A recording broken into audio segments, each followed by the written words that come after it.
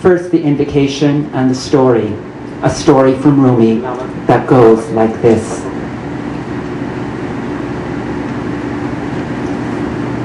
بشنو از نیچان حکایت میکند از جدایی شکایت میکند که از نیستن چون مرا ببریده اند از نفیرم مرد و زن نلیده اند.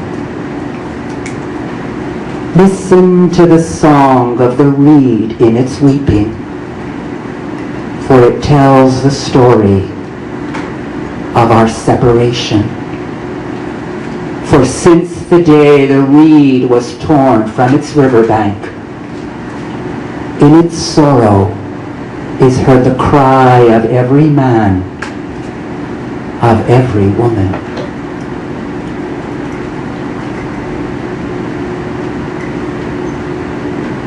Once there was a sheikh, a teacher, who gave everything away. He couldn't hold 2 coins in the palm of his hand before they burned within them. Always he was saying to himself, there is someone else who needs this more than I. There is someone else in the world who needs this more than I. And so he gave and gave and gave everything he owned. And one day, the sheikh's disciple came up to him and said this, "Ustad, teacher, what are you doing? You're giving everything away and not keeping anything for yourself. It cannot carry on like this. You must stop this." But every time the pupil spoke in this way, the sheikh always replied in the same fashion, "Farzan, my child, don't you understand that all I own is only borrowed, but what I give belongs to me. All I own is only borrowed, but what I give belongs to me."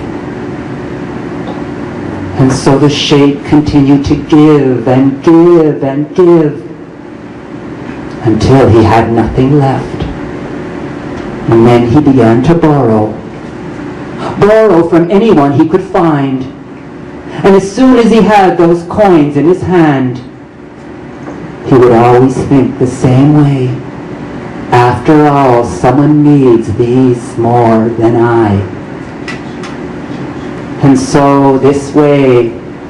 in this way, the sheikh collected lots and lots of creditors who knocked on his door every day, creditors to whom each day he had to reply, "Please, Farda, wait until tomorrow and I will pay you then." And so all those years passed until the sheikh was lying on his own deathbed. And there was his pupil standing beside him, tears running down his cheeks. And in that small room there surrounded him all the sheikh's creditors, their arms crossed, looking to see how the old man would pay his debts after all these years. But the sheikh only looked at all the creditors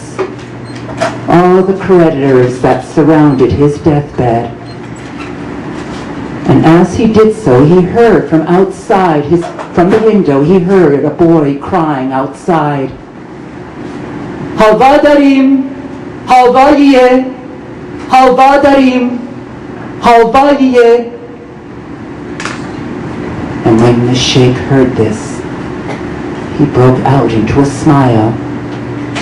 And he turned to his pupil and he said, "Farzan, my child, don't you hear? The halva seller is coming down our street.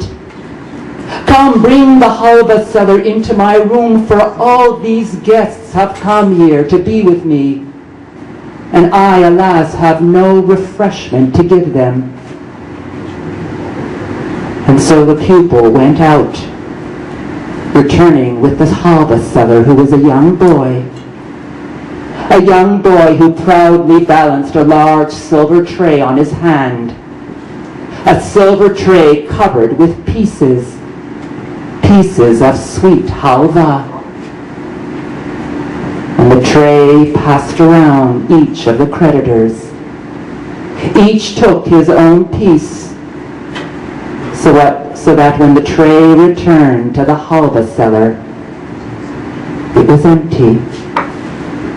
And so the boy put the silver tray under his arm, and then he turned to the sheikh and he stuck out his hand. "Agha, sir, that will be 1 gold dinar." And the sheikh looked at the boy with a sad smile. "Pesar, my boy, only if I had a gold dinar to give you. Perhaps there is someone here that can help me." And he turned around, and each of the creditors still had their arms folded. Each looked the other way. And then the sheikh spoke to the boy. "Pesaram, my boy, please forgive me. I do not have a gold dinar to give you. You will have to return home empty-handed."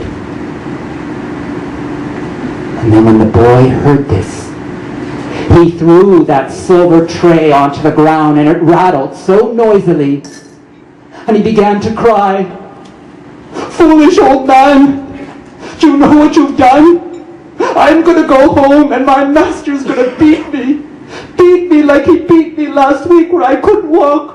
Do you know what you've done, old man?" And he began to cry, the boy, cry and cry and cry, until there was a knock at the door. And when the door opened, there was a merchant who stood there at the threshold. He had a large sack filled with coins. And the merchant began to speak. "Bebashid, excuse me for interrupting your party. But it was all so strange, for when I walked down this street, I heard a cry of a boy coming from this window of your home. And when I heard that cry, it reminded me of someone. It reminded me of me, when I was a boy, when I was an orphan. And when I was a boy, an orphan, wandering down that street, I remember there was a kind man who lived in this very house, who saved me, who brought me in, who gave me shelter and love. And only today, after all these years, I remember this. And so now, with all the gold from all my profits of today, I have come to pay this kind man all my debts to him."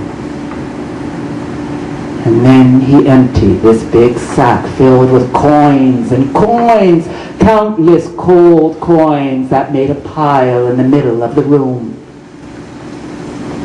And then the sheikh spoke to the merchant.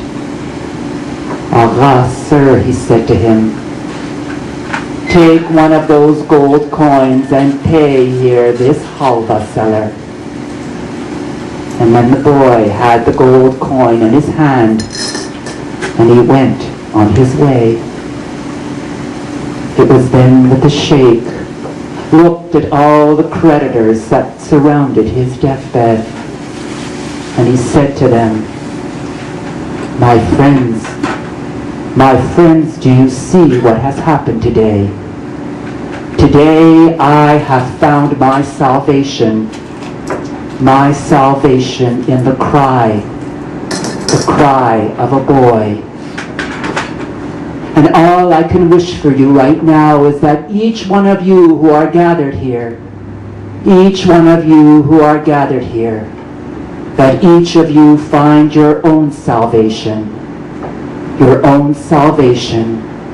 in the cry of a boy, even if it is a cry that is within you, even if it is a cry that you have forgotten long ago. And with those words, the sheikh breathed his last. And then the creditors were there. They were speechless. Here was all this gold to pay their debts of so many years. But at that moment, they understood that after all, it meant nothing. Absolutely nothing. And then they felt those hearts that had turned to stone many years ago. They felt their hearts begin to melt like wax under the sunshine.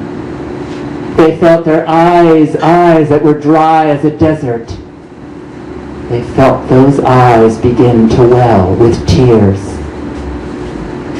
And as all the creditors wept there, they looked at the gold, and they looked among themselves, and they nodded understandingly, for they knew what they were going to do with these riches. For with these riches, they built a tomb for the sheikh, and around that tomb they planted a luxurious garden, a garden who was always open to the gates, who always opened its gates to playing children. And so to this day, this tomb still stands, and in that garden children play. In that garden, children sit at the steps of that tomb, eating sweet halva. Beshno azne chon hekayat mikonad, az jodaiya shekayat mikonad. Listen to the song of the reed in its weeping, for it tells the story of our separation.